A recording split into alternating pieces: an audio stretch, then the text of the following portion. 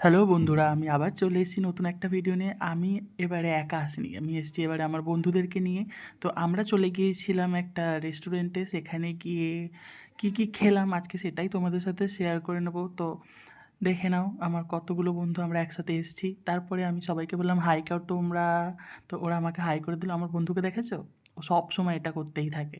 তারপরে আমাদের খুব মানে যেটা হয় একসাথে সবাই মিলে এক জায়গায় গেলে যে গল্প মজাটা হয়, আমরা এতগুলো সবাই একসাথে গিয়েছিলাম মানুষ। তো তখন যতক্ষণ না আমাদের খাবার দাবার আসছে ততক্ষণ আমরা নিজের মতো ছবি তুলছিলাম, ভিডিও বানাচ্ছিলাম। সো সবাইকে বললাম যে হাই করো।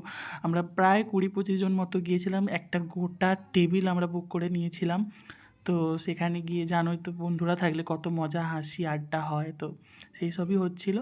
তারপর কথা বলতে বলতেই আমাদের খাবারটা আমাদের টেবিলে চলে এলো, তোমরা দেখতেই পাচ্ছ।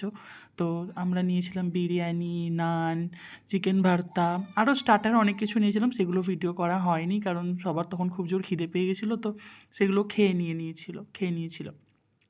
তারপরে সবাইকে রিভিউ নিচ্ছিলাম যে কেমন লাগলো তোদের খাবারটা। এ তো সবসময় হাসতেই থাকে, ওর কোনো না কোনো ফানি ইনসিডেন্ট মনে পড়ে যায়, সবার সাথে শেয়ার করতে থাকে সেটা।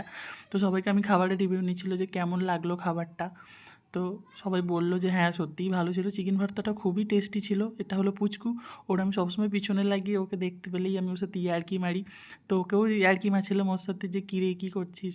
তো ওর সাথেই আমার সেই কথাবার্তাগুলোই চলছিল। এ হলো সপ্তর্ষি, একে বললাম কী রে কী খাচ্ছিস তুই। তো ও বললো না না আমি কিছু খাইনি।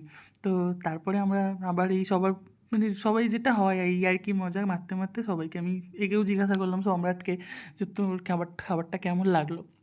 তো ও বললো তো আমাদের তখন খাওয়া দাওয়া হয়ে গেছে। তো তোমাদের যদি ভালো লাগে